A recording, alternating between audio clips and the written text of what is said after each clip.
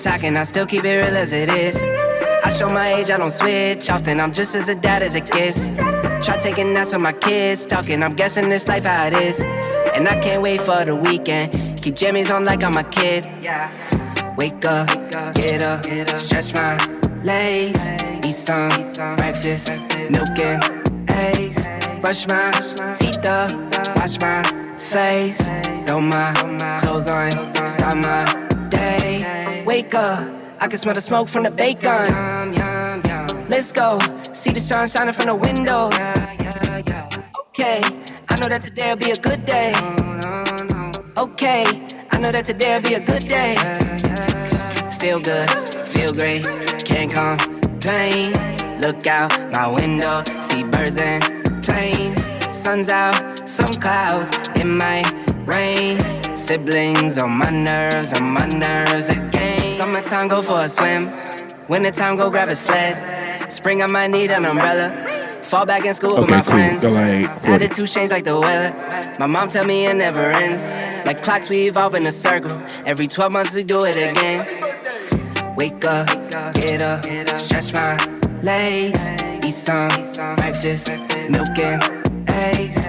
Brush my teeth up, wash my face, throw my clothes on, start my day. Wake up, get up, stretch my legs, eat some breakfast, milk and eggs. Brush my teeth up, wash my face. Do you have me? Throw my clothes on. You still see me? Start my day. Okay. Some of you disappeared. Okay.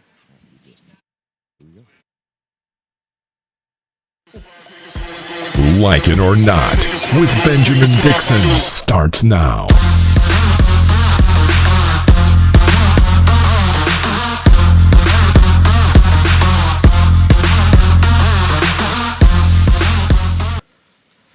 Good morning, people. Good morning and welcome to Like It or Not, where we're free to tell the truth and not care who doesn't like it. I had to double back to make sure my microphone wasn't muted again this morning. James, DJ Bubba Williams, how you doing this morning, man? I'm good, sir. How about yourself, Ben? I'm doing good, man, as well as could be expected with everything that's happening in news and politics. But that's what we're here for. We're here to break the news to the people without breaking the people. So many things happening around the country. Rebecca Azor will be joining us in the next segment. So let's just jump right into what's happening around the world. I want to start in Atlanta, and I want to start with the news of the mass shooter at the Atlanta Spa shooting that took place last month. And it seems like so long ago when we consider so many things that have happened since then. A grand jury has indicted Robert Aaron Long on murder charges.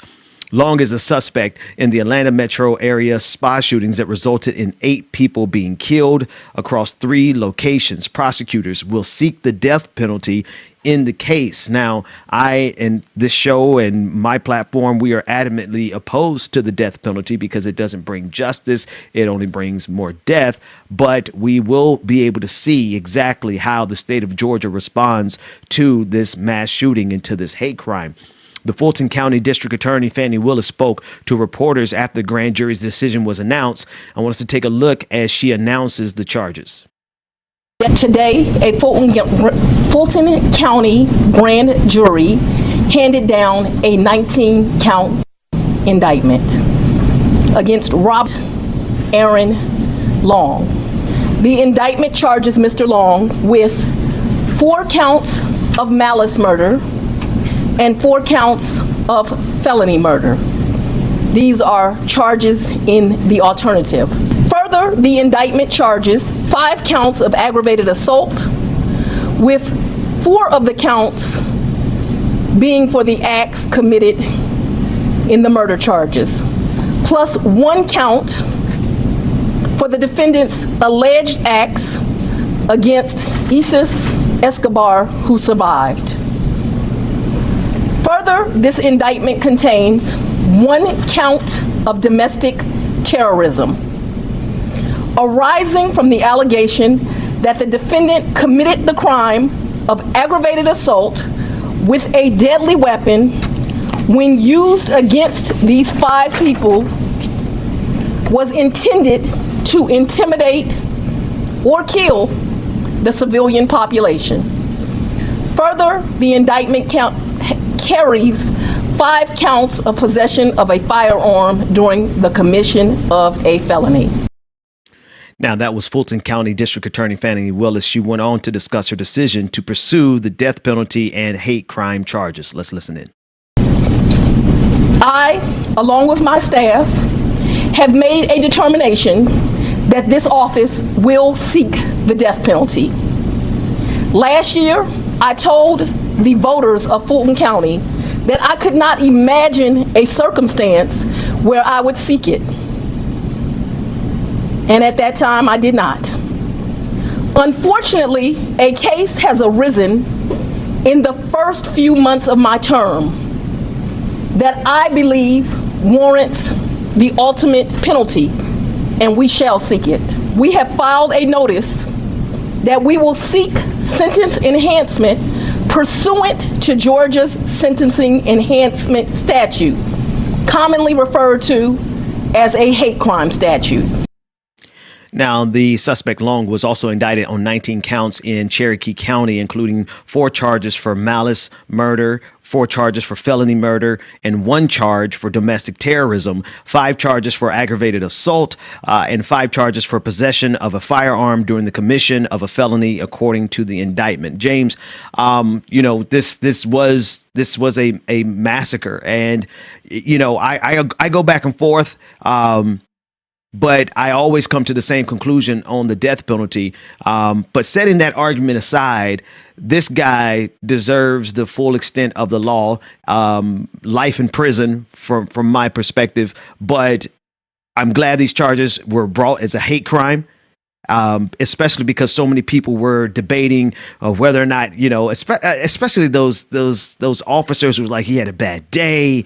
And then people were like, oh, no, he had a sex addiction. And they had all these excuses for him, giving him cover so that it wouldn't be categorized as a hate crime, because that's the thing that they really hate in this country. Right. And when I say they, I mean the powerful. They white supremacy. They don't want anything to be labeled a hate crime because it shines a light on the broader system of white supremacy. They're perfectly okay with the death penalty because it disproportionately affects people of color, black people specifically, and we find out far too often that black people are executed even though they were innocent. So they're okay. They, in fact, white supremacy and this system, they love the death penalty, but they really absolutely hate the idea of hate crimes because the whole label of hate crimes really shines light on the broader systemic issues. But if there ever was a case that was a clear case of a hate crime, it was this man going in there and murdering all of those Asian workers for whatever reason, whatever his justification, he targeted them and murdered them. And so this is the first step in terms of bringing him to justice, because we can't get justice. Those victims can't get justice. All we could do, the best we could do in this country, in reality anywhere, is to bring him to justice before the courts. And I know you've been following this, man. What are you thinking? Because it's right here. It's home. It's here in Atlanta. I'm impartial, but at this point, yes, seek the full extent of the law, because you can't get these lives back. And granted, the death penalty is no better, but at this point in the game, I think it is what it is. Honestly, and I know that she was under pressure, I'm sure, from certain people. So I think also what this is going to do is kind of lead and guide more cities and governments to start looking at this for these types of crimes, because everybody else, they're still here just not doing anything. So at least Fulton County got that part right, where they went on and did something. Like I said, I'm impartial to the death penalty, but at this point, full extent of the law, that he needs to have every book in the world thrown at his ass. Listen, it takes a lot. It takes a whole lot for me to be morally consistent with the death penalty. I'm telling you, because Dylan Roof, my friend, with the white supremacists who murdered, I believe it was 9 people at Mother Emanuel AME in South Carolina. I wanted that boy to burn. Yeah, you know what I mean? Right, Ben. And so, but I had to take a step back and look. And this is just me. Like, I'm not saying, Actually, I did say at the beginning, I said this show, but that's not the opinion of this show necessarily. That's my opinion in terms of the death penalty. But it's hard. It's hard, especially when you see someone who does something along the lines that this guy did. And my thing is, I just don't know that the death penalty actually discourages. I don't think that there's a single mass shooter who goes in and shoots up a place and he's concerned about the death penalty or would change his mind because of the possibility of him getting the death penalty. I think in a lot of cases, these guys go out here and they do these mass shootings and they have already resolved in their mind that they are going to die. You know what I mean? Because how do you hype yourself up to go and do something this violent and this murderous without, dealing with the fact that there's a good possibility that you're going to die. So I think, the death penalty is the least of this guy's concern in his mind because he went out there to do this. On the flip side, I'm just amazed. They are really if you listen to, and you're going to listen to his attorneys, we're going to hear stuff. You're going to hear people writing about it. You're going to hear a lot of people on social media, but they're more concerned with this being labeled a hate crime than they are with the fact that this guy is going to be facing the death penalty. And that just really shows you the misplaced priorities in this country. And that's putting it nicely. That's putting it extremely diplomatic. That tells you how effed up this country really is. That they're more concerned with something like, oh, let's not label it a hate crime, because if we label it a hate crime, then all of a sudden people are going to be looking at this system, this structure, because what is a hate crime anyway? Did he really hate Asian women? Because from those police officers' perspective and all the people defending it, it wasn't that he hated these women. It's that he desired these women in a way, blah, blah, blah, blah, blah. They go through all of these disgusting arguments and suggest also that so that we don't have anything, so that it wouldn't be tried as a hate crime. That's their priority, not the death penalty. Their number one concern, the death penalty is fine. Just don't call it a hate crime. And that's because they prioritize protecting the system of white supremacy and all of the power structures that hurt people, that actually literally lead to the deaths of individuals. They're more concerned about that system and protecting that system from any type of criticism, any type of critique. Excuse me. I want to go to international news a little bit here. And yesterday we very briefly covered what was happening with the bombing in Gaza. The Israeli military airstrikes in Gaza, and I did a full podcast on it last night, so you could get a lot more details there, and there's a lot of information out there. We want to make sure that everyone is informed on what's going on, as well as some of the political nuances. I don't know that I'm going to go into it this morning, but there are a lot of there's a lot of political posturing that's happening around what's happening in Gaza, but at the end of the day, we're talking about real lives. Talking about the lives of Palestinian children, 9 of whom were killed, 20 total, 9 children, and the inability of this country, the United States of America, to even condemn the murder of children. So I want to follow up on that coverage on the conflict in Israel. Yesterday, Israeli bombing of Gaza continued. Here is footage of a 13-story residential tower collapsing after being hit by an Israeli airstrike. Now, I want to give you a warning. It contains graphic violence of this building collapsing, so viewer discretion is advised.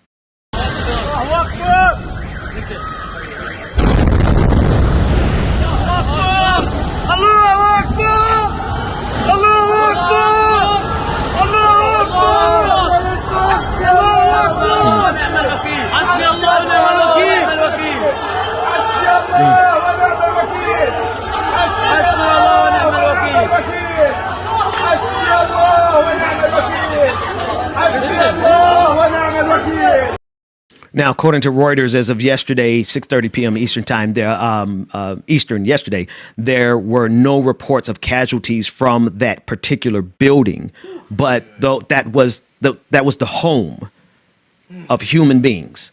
And you combine this with all the other footage that we're getting. There are casualties. There's airstrikes taking lives. There are people dying as a result of this. And this is just another. I'm tired, James. I don't even want to, in terms of the particulars of the political arguments. at the end of the day, what we're seeing is human life being taken for political reasons. I think it was and my international relations professor is going to be mad at me because I can't remember von Clausewitz's first name, but he said that war is the continuation of politics by other means. And when I first heard that, it was like, oh, that's a cool statement. But when you really slow down and think about it, you got to really put in what happens in war. You know, murder, right? We sanitize it and call it war, but it's murder. I don't care how you cut it. You're snatching lives away from human beings, and you're doing so. At the other part of a statement is for is continuation of politics by other means. So what you're telling me is that war in this country, on this planet, we are willing to snatch lives, to kill, to murder for political means. What's happening right now with all the conflict, and of course we can break it down and decide and look at the sides and look at the culpability, look at the disproportionate response, look at how we call it a clash when in actuality you can't call someone throwing stones and someone getting airstrikes. You can't call that a clash. Right. We could break down the inability of the United States of America in our role as global empire to even recognize the humanity of Palestinians. Right. So I don't want to wax so philosophical that we don't address the real issue that's happening right now with the real lives being taken away. But the fact that we have this propensity in I keep saying our country, but on the face of this planet, because it's not just the United States, even though the United States is the empire. It is the fact that people would kill, man, for politics. And I guess that's to be expected because we kill for we kill for anything. We kill for stupidity, for greed. We kill for, but we structure it, we sanitize it, we wrap it in the veil of patriotism, no matter what nationalism, no nation that you're from, you wrap it in the veil of patriotism because the far right-wing government of Benjamin Netanyahu, those people are celebrating. They're celebrating the triumphant victories of their Israeli military, right? That is a political institution. We're not talking about the people of Jewish faith, of Jewish descent. We're not talking about ethnicity. We're not talking about anything along those lines. We're talking about politics. And it's not, of course, like I can't discuss this propensity to war because of politics without discussing the United States, because we literally stay in a perpetual state of war simply for politics and for money. But that's going to be the destruction of us, folks. That is literally going to be the destruction of us because we have no regard for human life. We can't even recognize, particularly the United States, cannot even recognize the humanity of children, of Palestinian children, because it would complicate our politics too much. And so we're okay and we're quiet as Israel carries out their strikes, which is for no other reason but their own political and economic ends. And as they snatch away human lives, and all we could do from across the ocean is to sit back and bring these criticisms. But as a nation, we're not doing it. Where's the Biden administration? Where they are is you have Jen Psaki, who essentially saying the same thing as Ned Price said, the spokesperson for the State Department, basically saying Israel has a right to self-defense. But what about the Palestinian people? Right? Nancy Pelosi said the same thing. Andrew Yang said the same thing. All these people are eager to recognize the right for Israel to defend themselves without any statement whatsoever about the humanity or the same right for the Palestinian people. And it's all rooted in one simple fact, that if a group, if a person, if a group, if an organization, if a particular state, if a particular nation cannot get its way, they're more than happy to drop bombs on you and destroy everything, your home, your life, simply so that they can get their political and economic way. And the United States is leading the charge in that regard.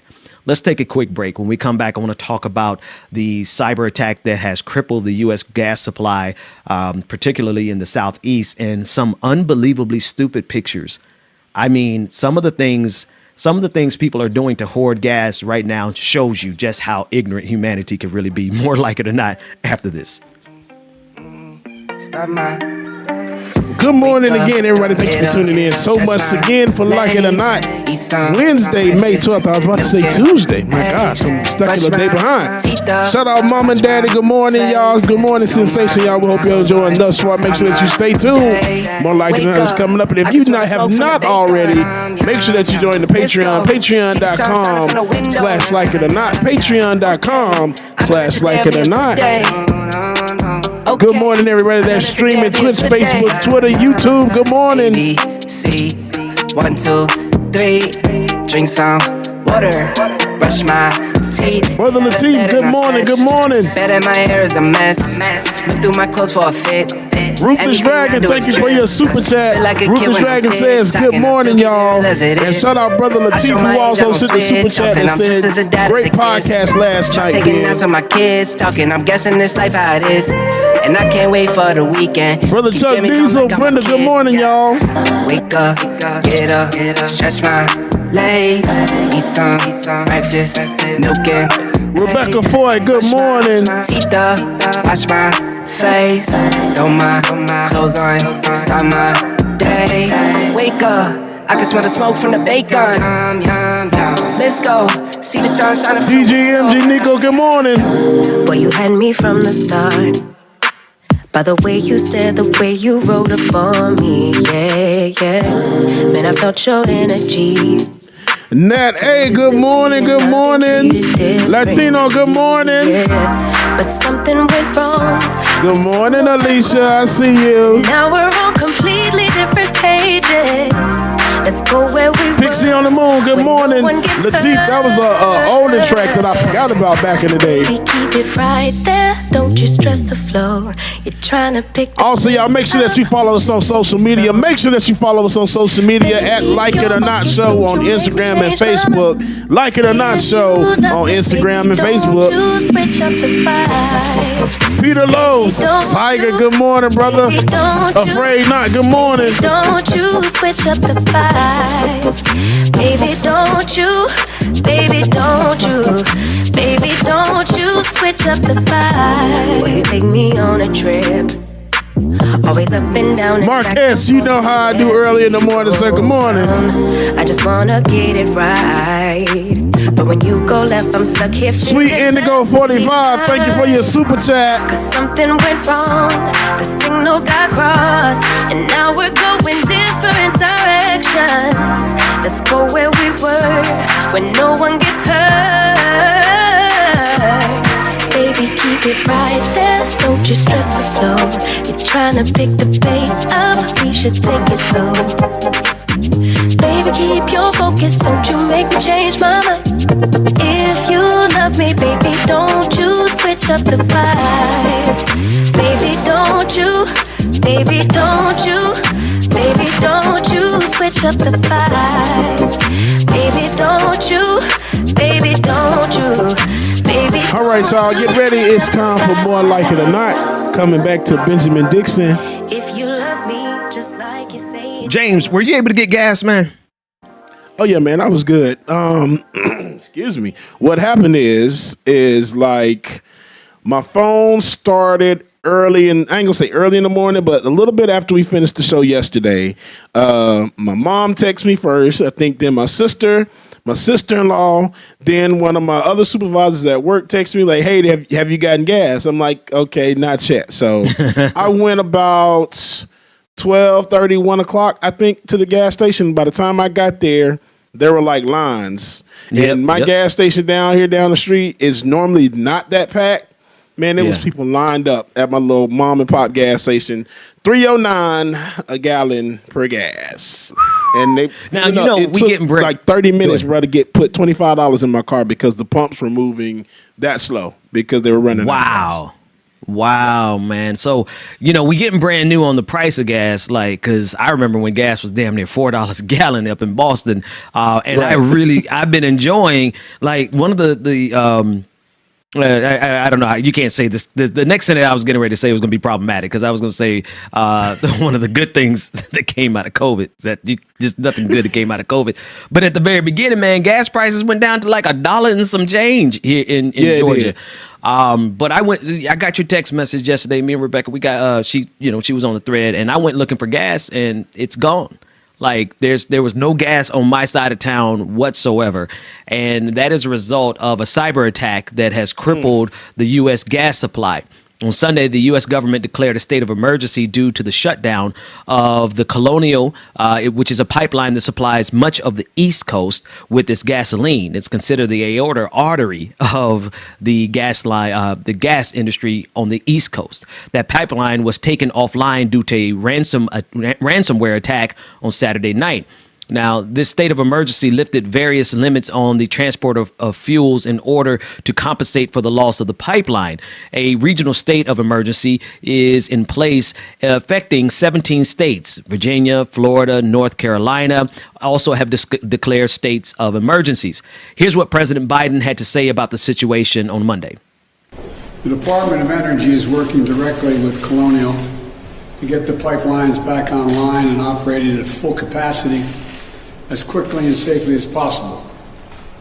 The FBI also is engaged to assess and address this attack.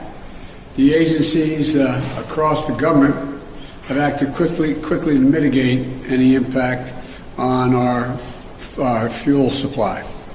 And over the weekend, at my direction, the Department of Transportation issued an emergency order to loosen restrictions on truck drivers in order to allow more fuel to be transported by a tanker. We're prepared to take additional steps depending on how quickly the company is able to bring its pipeline back to full operational capacity. The Federal Bureau of Investigation has determined Colonial's network was infected by ransomware, and it's a criminal act, obviously. Now, before President Biden left the podium, he was asked if the Russian government was possibly involved. Do you think Russia is involved at all implicitly with that attack? I'm going to have a conference. I'm going to be meeting with President Putin, and so far there is no evidence based on from our intelligence people that Russia is involved. Although there is evidence that the actors, ransomware, is in Russia, they have some responsibility to deal with this. The FBI believes the ransomware hacking group known as DarkSide is behind the attack, and the group has claimed responsibility. The group indicated that they did not intend to create a societal or economic problem with their attacks. In a statement, they said the following, quote, "We are apolitical. We do not participate in geopolitics, do not need to tie us with a defined government, and look for our other motives. Our goal is to make money and not creating problems for society. From today, we introduce moderation and check each company that our partners want to encrypt to avoid social consequences in the future." This is from DarkSide. ZDNet. Yeah, I got a lot more to say on the story, but bruh, I mean, at least they're honest. That's some gangster ass shit. I'm gonna say that. Y'all released this after y'all claim responsibility. Y'all released a statement saying we didn't mean to cripple y'all. The whole world. We just wanted to just sow some shit, but it happened. But going forward, we're not gonna do that anymore. That's gangster as hell, dude. Oh man. Bro, they said, listen, we don't mind stealing your money. But we ain't really trying to mess up society because we want a society to spend that money in. They're like, because if we bring down all of society, what good is this money? That's basically what that message says. So they said going forward. go. DarkSide, if you're listening, if you're watching right now, can y'all please either go after Sally Mae, Fannie Mae, and goddamn Equifax. What's the other one? TransUnion. Experian. Experian. Can you get them, please? Damn. Brother trying to get a house. Hey man, listen. I always wonder, where are the hackers that actually are political on the left? Where are the people who would take down? We sitting here waiting on Joe Biden to clear student debt. Man, come on, somebody. DarkSide, come on, DarkSide. And shout out to them for the name. The name is dope anyway, right? I'm thinking of DC Comics DarkSide, but I digress. But they're not carrying themselves like DarkSide, because DarkSide would not make no apologies about whatever. Anyway, I'm sorry, I'm getting off on a tangent. So don't make excuses. Just hit the right thing. Don't hit the gas. I mean, we need gas to get. People got to get to work. Just clear all of our debts. That's what we saying. Okay. So, anyways, ZDNet.com reports that DarkSide is a group believed to have been active since the summer of 2020. Their malware is offered under a ransomware as a service. Ransomware as a service model.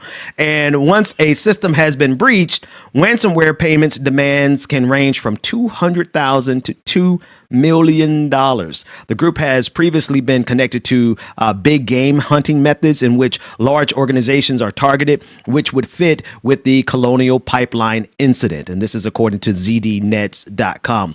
Colonial Pipeline said it aims to substantially restore services by the end of the week. So I'm going to wait to the end of the week, James, to get gas. We're just going to, we're still sheltering in place. Stuck it out, right. I'm just going to stick it out because I'm not paying $3.20 for gas. Man, exactly, man. And that's why I didn't even fill up my tank. I'm like, why fill up? I'm not going anywhere. I got to have a DJ at event on Saturday. Other than that, I'm not going anywhere. So I'm good. Yep. And that's the real power, man. Like the one thing that there are some things that came as a result. There's some revelations that people got as a result of COVID-19, right? Yeah. One of those things was we ain't got to go everywhere. We can sit our asses at home and watch this expensive cable that y'all talked us into getting and use this expensive internet that you told us we needed to do these jobs and just sit home, which that absolutely like that crushed the cost of gas until there was somebody did a thing. It escapes me. There was a massive short on gas futures back at the beginning of the pandemic that actually helped. There was a lot of people who got rich off of that, but I digress. The point is that what we learned at the beginning of the pandemic was we don't have to actively participate in this system at the level that constantly drains us for everything, man. Like they would just as soon have us go out there and pay $4 a gallon for gas, pay $10 for a little burger at McDonald's, and they ain't even paying their workers $15 an hour, right? We still paying $10. We would go and work all day and make our bosses money, and then when we come home, you know what I mean, we watch the expensive television and expensive internet and all that kind of stuff, and they would drain us for everything. Well, the pandemic said, nope, we just have to stay home. And I'm keeping some of those practices because I am not. I'm gonna stay home until gas gets back underneath $3. So to that end, y'all need a ransomware, whatever, DarkSide. We need you to put your talents and your skills somewhere else other than the gas pipeline. Because that's like the number one thing that you could do to have societal impact. So anyway, a little bit more reporting on this. If the pipeline is not quickly reopened, the impact on gasoline prices could be severe. We're already seeing that. Without any resolution, prices could jump considerably throughout the entirety of the East Coast. Drivers have already started rushing to gas station, leading to shortages. And I just two pictures. These are just two pictures. One of them is this is how stupid people are, man. What the hell? Go back to the picture where we do. Hey, go back. I want you to see how stupid people really are. This is how people are hoarding gas. Bags of gas? Bags of gasoline. Is that even safe? I'm like, what the hell? No, the gas is going to eat through that. Like that person, I doubt that person made it home without having a trunk full of gas. Right. Like not only a trunk, but like I'm pretty sure, like, because any number of sparks, I don't even know if that car is still in existence anymore. I'm just gonna be honest with you. That's how stupid these people are. I'm sorry to the people who are listening to the podcast, but we're looking at it looks like a Mercedes, right? It looks like kind of has the body of a Mercedes. Can't really tell, but it is full. It has 1, 2, 3, 4, 5, 6, 7, 8, 9, about 9 bags of gasoline in the trunk, and then this next picture is just old standard hoarding. This one is not. This one's not as dangerous, but this is what's going on. Like it's still dangerous because they're laying it down in the back of the truck. Like what are you doing? Like laying it flat. Really? You're laying it flat. Y'all so dumb. Oh my God. But at least they have the correct containers. At least they have the correct containers. Wow. Yeah. But they're laying it down. And I know there's been a few pictures like this. I know on the news, I think they caught somebody like 6 cans, 6 red cans like that, filling them at the tank. Like for what? You're not going nowhere like that, man. It's dude. One more time, go back to the other one, Dwayne. The gasoline, dude. I look at this picture, and I think that humanity will be extinct in the next 50 years because that's how stupid this picture is. We're doomed. Doomed. Absolutely doomed. Maybe Dark Side has done us a favor because we see how stupid humanity really is. Like, what's the point? What's the point when why can somebody this stupid actually afford a Mercedes, and most people who got good sense is, they can't even afford a Pinto, if they even sell Pintos anymore. I'm just saying, like, it just shows you how structurally stupid Americans really are. I just don't even know what to say about this. Man, and my thing is, how they gonna expect to put that anywhere? How they gonna put that in their gas tank? How you gonna put it in your gas tank? Put this in a goddamn bag. I bet you they double bagged it too. Paper or plastic ass dumb people. Dumbass. I mean, come on, man. Oh, this just goes to show you that people with money ain't smart. And granted, that could be that because kind of look like an older Mercedes. It looked like it was like a 2005 Mercedes, so it could be a used Mercedes. They might but still, I'm going to imagine in my mind that this is a rich person who's just dumb as hell because money is not equivalent to intelligence in this country. But man, I'm telling you, we are on a pathway for destruction because of stupidity, man. It is. That's crazy, man. Real quick, I want to read a super chat from Anna Hart. She sent some time ago.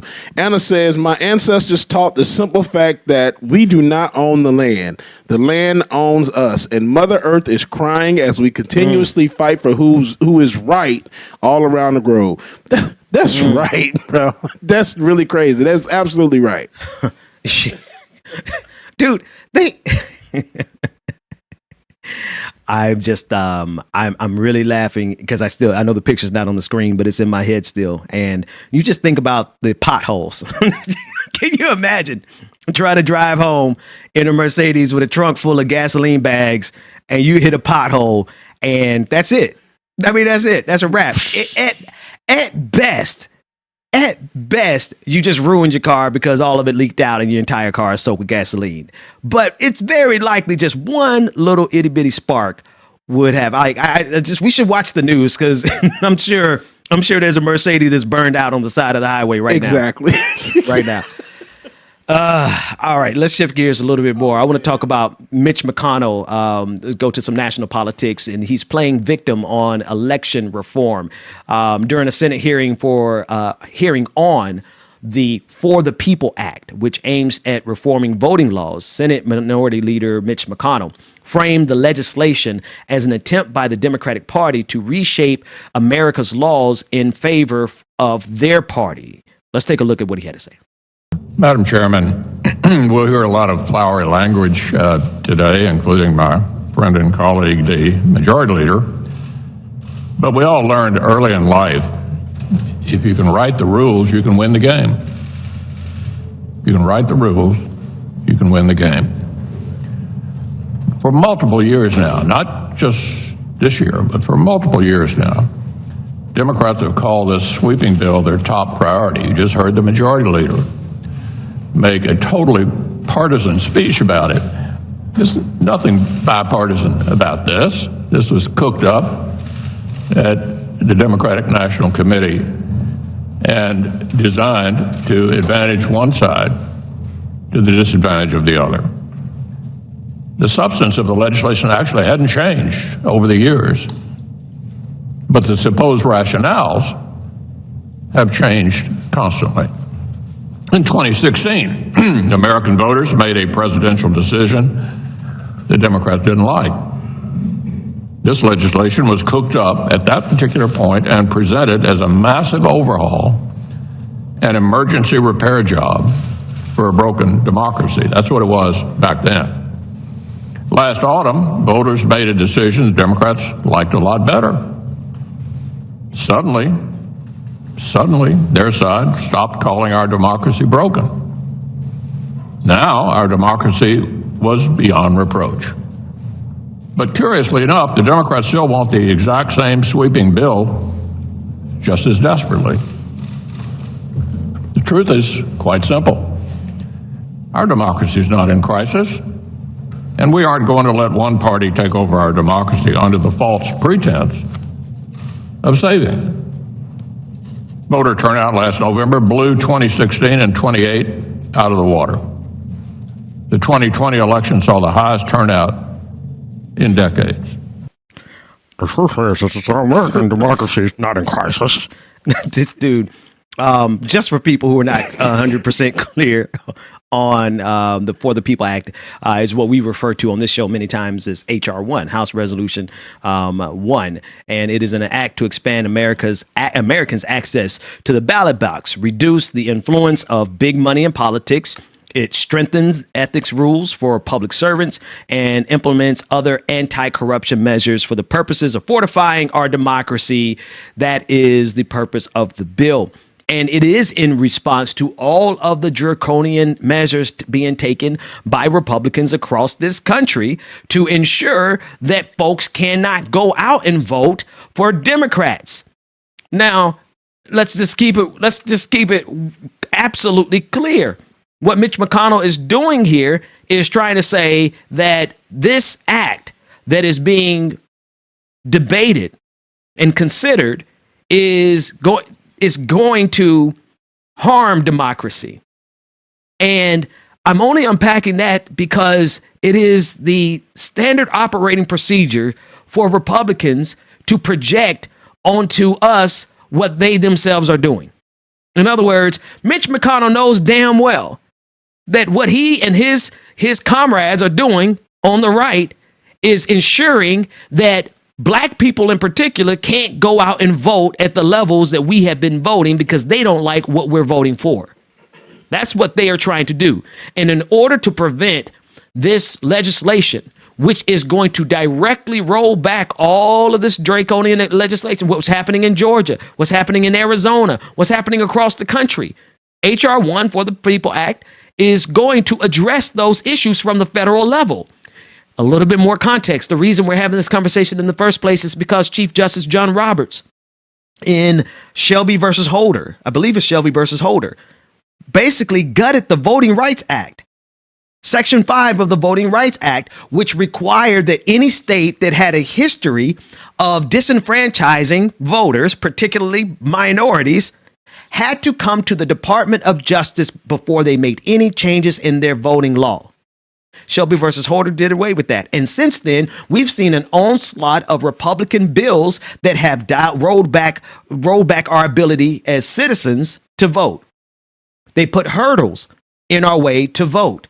There was a Pennsylvania Republican. I think his name is Mike. What is Mike's I can't remember his name. His name's not important, but he was the chairman of the Republican Party in Pennsylvania, and he got caught. I mean, he didn't get caught. He actually just said it at a conference, at a Republican conference. He said that the reason that they were passing back in 2012, they've been doing this for a long time. Back in 2012, the reason that they were passing all of these voting ID laws was so that Mitt Romney, at the time he was a presidential candidate, could win. He literally just outright said it. He said the reason we passed, voter ID law, done. It's going to help Mitt Romney win the state of Pennsylvania. Of course, he got in trouble for openly admitting what we know Republicans have been doing this entire time. The entire purpose for every piece of legislation that they're putting forth on the state level in order to get election integrity is absolutely to be a stumbling block, particularly for minorities, specifically Black people, from being able to get out to vote. James, we talk about this all the time. We said, we are going to overcome it. You think about Stacey Abrams, literally had the gubernatorial race in Georgia stolen from her by Brian Kemp, who was the sitting Secretary of State, actively ensuring that he disenfranchised just enough voters so that he could win. And what did Stacey Abrams do? She went out and helped register 300,000 people. 300,000, yep. And so it's cool that we got the ability to overcome, James, but damn it, bro, I'm tired of having to overcome all the time. Right, like we said earlier this week, I'm sick of having to overcome. We're going to overcome, we're going to do it, we're going to rise up and put this nation on our backs like we always do. But goddamn it, we're sick of doing it. Damn, can we just go vote and just let it be that? Damn. Apparently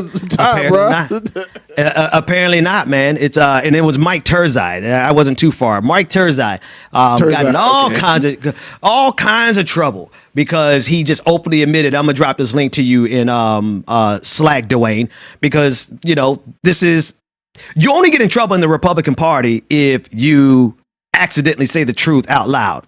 Right? Because what they've been saying all these years is that we have a voter fraud problem. Voter fraud, we have illegal voting. We have to secure our ballots. We have to make sure we have voter integrity. We have to do all these things and making it seem as though that there's a problem. Here's the truth about voter fraud. Right? The idea that people go and vote multiple times, or the idea that people get in church vans. Like, this is literally a whole thing that went viral. They said that, black people were getting in church vans and going county by county to vote. No, we ain't, bro. Like, we barely want to give you our time to go vote one time. You think we're gonna get in somebody's church van and go do it? Like, we don't care about America that much. We care about America enough to go and vote once. But this is what they're trying to put in the minds of Americans, is that, there are so many people who are voting illegally. And every time, James, we get a case of someone who actually committed voter fraud, it's a Republican. Every time.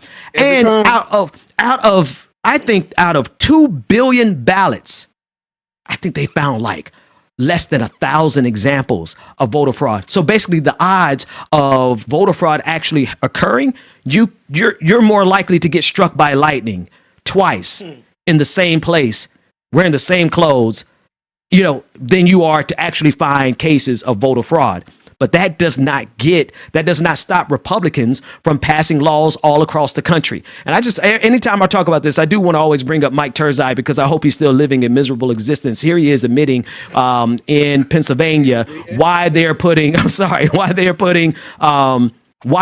instituting these laws and why they have been instituting these laws for the last 10, 15 years. Let's take a look. Voter ID, which is going to allow Governor Romney to win the state of Pennsylvania. Done.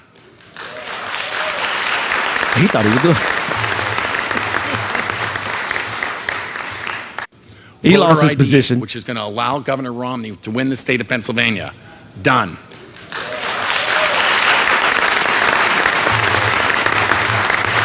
So James, he lost his position because he's dumb. He's about dumb as those people who put the plastic bags in the trunk full of gasoline, because he thought, this is what we're doing in the background. Like, this is what we talk about at the country club, that we're doing this so that we can suppress votes, so we can help Mitt Romney. In this case, it was Donald Trump. We talked about this at lunch a few minutes ago, Kyle. What do you mean I can't say this on stage? Lost his position and everything else. But that's the truth, man. They can't stand black folks voting. That's what it is. And man, the people in the chat, the pride, man. When I tell you, they crazy, man. They talking about scrote throat. Mitch McConnell, scrote throat. Scrotum throat. Talking about somebody says turtles everywhere are cringing and pulling their heads back in their shells. Our goal for the next 4 years is to ensure that Barack Obama is a one-term president. That's the so anyway. Mitch McConnell. China.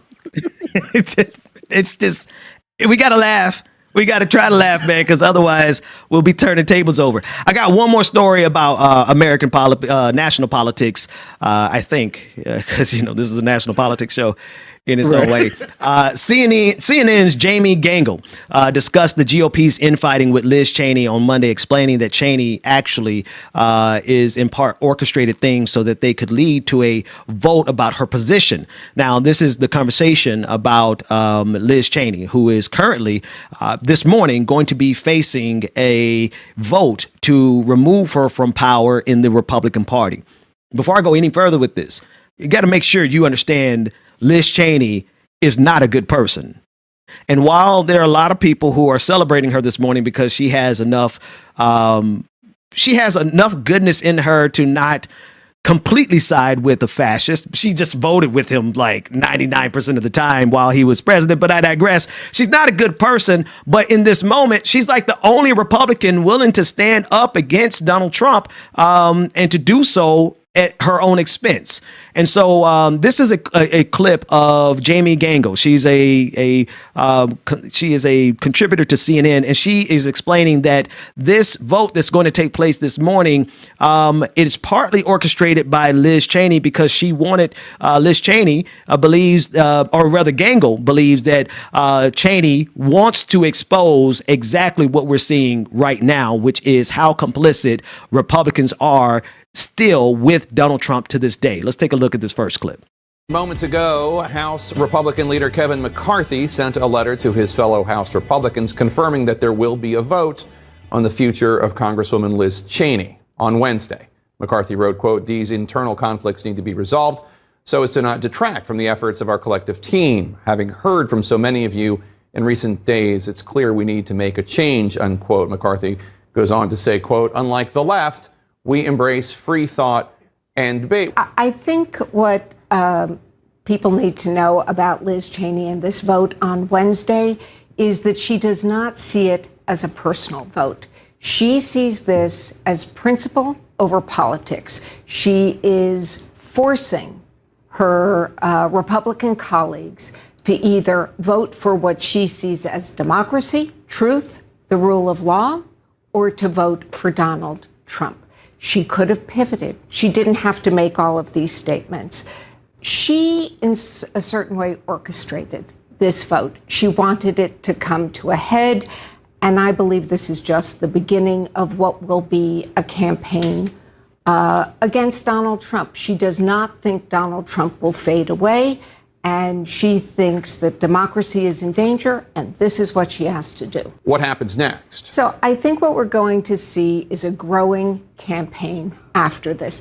After all, every time the Republican Party does something or Donald Trump says something, we're going to all go to Liz Cheney and say, what do you think about that? And she's not alone. It's true. It's a pretty lonely club. Mitt Romney, Larry Hogan from Maryland, Adam Kinzinger. But keep in mind, there were all of these Republicans who either left Congress because they retired or they resigned. Republicans who gave up their party registration, who may be interested in another direction.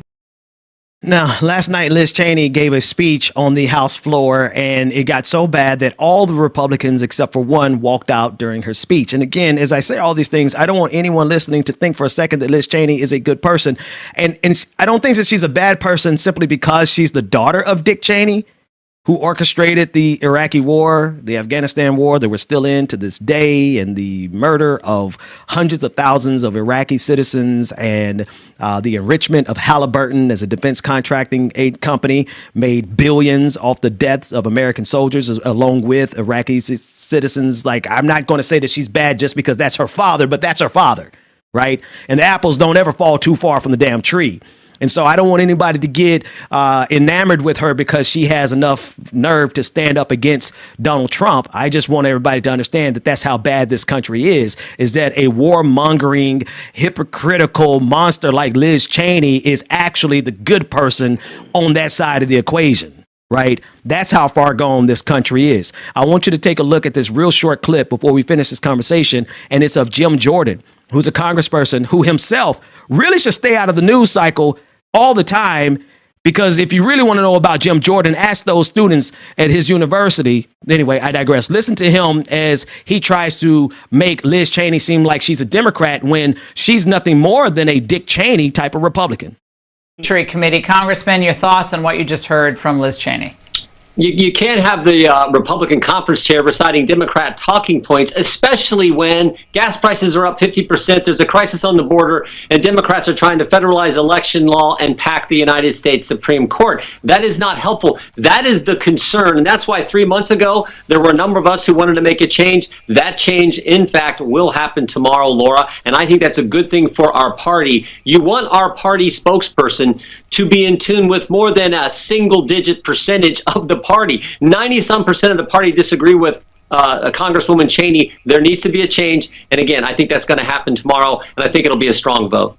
Now, how is anything she's saying different from any garden variety left-wing pundit on MSNBC? I mean, God. So, hey, Rebecca, good to see you. I just got to say this real quick. Y'all, this is how bad America is. Liz Cheney, who has no problem about us dropping bombs and killing hundreds of thousands of people in Iraq, is the good person in the Republican Party compared to like Matt Gaetz, who is accused of sex crimes against children. And Jim Jordan, if you want to really know about him, ask the wrestling students at Ohio State University what he really stands for. Like, this is how bad this country is. And they are making her out to be like she's the good person because she's like one of 100 people willing to stand up against Donald Trump. So anyway, Rebecca, good morning. And you walked into the middle of it. What's up? You got to unmute that microphone too, though. The end of it. I walked into the end of it. As we can see, I thought I was talking to Dwayne the whole time. It was crazy. But no, yes, walking to the end of it. Me, she, her, and I apologize. But we got 5 more minutes in this show, so I don't want to, Jesus Christ, is it that late already?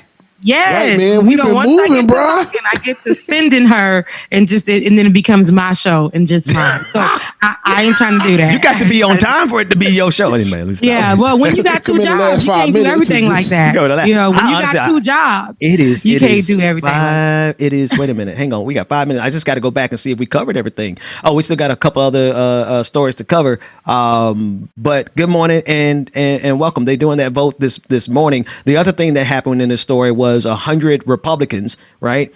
So I don't know who these people are, but it goes back to the Kissinger, because I keep wanting to call that man Kissinger. I want to call him Kissinger. Is it 2 S's or is there a Z in there? No, there's Z. But I want to keep calling him Kissinger because of obviously Kissinger. But anyway, I digress. But there are 100 Republicans who are preparing to sign a letter today or this week saying that they're going to start a third party if the party leadership doesn't break away from Donald Trump. And the thing is, it goes right back to what we were talking about with Kissinger. Who are they? We don't even know them. Like, where they at? They ain't on Fox News. They ain't on MSNBC. We don't even know their names. Like, I appreciate you guys doing this, but at the same time, y'all ain't got enough pull to stop Donald Trump. But even when they aren't on, because I'm gonna make my little two-second commentary before we go to the next show. But even if they aren't on like Fox News or MSNBC, and we don't know them, they show up on Newsmax, which nobody really knew who Newsmax was until like last. Is Newsmax even still in business after what they did to him yesterday? Since old boy came on there and was like, "Aren't you guys being sued?" Wait. See, we're going to talk about this, but if you want to talk about that, we're not going to do that. So do you want to talk about that? We didn't even know who that guy was until that day, but they appear on the networks like Newsmax and things like that. And that to me, and they're packaged differently. Kissinger. He tried. That's Kissinger. I'm thinking. I'm sorry. I keep doing that to this conversation. I keep talking about Henry Kissinger, who is the devil. Who is the other guy? Yes. But it's Kissinger on the Kissinger show. To be clear, it wasn't the host, but it was the guy on the Kissinger show. So sorry for confusing y'all, because I'd be confused too, and that's racist of me. That's not racist. Have the same. It's just an unfortunate last name. If your last name is that close to Henry Kissinger, you should go ahead and change your last name. But go ahead. I'm sorry. Assumed I be doing that too much. But no, seriously though. But yeah, they get on these different platforms, and they do they try to do their job. But old boy went on Newsmax. You know what I'm saying? His name was Litter, whatever it was. But David, he tore him up. He lit it up. He killed it. Yes. And so, but those are the people that we remember. When you go on there and you try to coddle them, and you're a little, a passive with how you speak to terrorists, how you speak to racists, how you speak to white supremacists, you really got to hand them the behind. I know. Remember when we said that, Michelle Obama said, when they go low, we go high. But remember what I told you guys, I go low. I go low. So, like I said, a woman said online, she goes boots with the fur low. So it's low, low, low, low. We go really low right in there. So no, But you got to play them at their own game. We got to play them at their own game. So one last story. I got to get this in because it's an important story. There's a couple stories that I want to talk about, and I tell you what, give them a free show. I'll tell you what, girl, hush. What I'm thinking about is the Ahmaud Arbery, the federal charges, as well as their attempt to. We'll talk about Ahmaud Arbery in the after party. Brian Kemp repealing the 1863 citizen arrest law, which is important to discuss because in the context of what happened to Ahmaud Arbery, the way it took a month for those 3 white men who shot and killed Ahmaud Arbery to be arrested because they used that law. This Civil War law, 1863 law, as justification, and they got away with it for a whole month. So we'll discuss that in the after party, as well as Stacey Abrams being asked about her dating life. Or was she? It was an interesting. She was with Gayle King. I know, was she asked about her dating life? It's just all in context, but we'll take a look. Okay. I think David definitely dropped some. He said, "Or was she?" Okay, all right, and then a whole lot of other stuff. All right, we are at the end of the hour. Patreon.com/like it or not. If you want to get the after party, and everyone who is on twitch.tv, you can support the show by donating your Amazon Prime. Amazon Prime, it doesn't cost you another penny. All you got to do is go to twitch.tv/Benjamin P. Dixon and donate until we get the Like It or Not Twitch TV. All that's coming up. We have the Like It or Not Facebook page. Make sure you're following that. Make sure you're patreon.com/like it or not, supporting it there, etc., etc., etc. Rebecca, you here? Say something, then we're going to the after party. I'll see you guys in the after party. And I'm going to say, y'all make sure that you join patreon.com/like it or not. Patreon.com/like it or not. If you join, this helps support the show and keeps us going forever and ever and ever. And ever. It's all you, Bubba. All right, y'all. We're going to get you to the after party. But before we go, we do have a few patrons to name off. And see what happens if you become a patron. You too will have your name read on the show too and get access to the patron parties hosted by yours truly. And it is truly something that you don't want to miss. So let's get into these new patrons real quick before we get out of here today. All right, new patrons for today. Wednesday, we have Tina M, Parasha B, Christina S, Sean P, Lena L. Our new Twitch subscribers, we have Stallion 5817. We have Ames Forever, who subscribed with Prime. We have Alicia Queen 75, who subscribed for 2 months with Prime. Thank you for that. Funky Pug 313, subscribe for 5 months. Thank you for your subscription. Dancing with Doge, subscribe for 6 months. Thank you for that. And Dancing with Doge also gifted 5 subscriptions. Thank you so much to our new patrons, y'all. You have made the best decisions one of the best decisions in your life to support the Like It or Not show, y'all. We greatly appreciate y'all. Again, y'all, patreon.com/like it or not. Patreon.com/like it or not. You too can join, y'all. We'll see y'all after party. Deuces.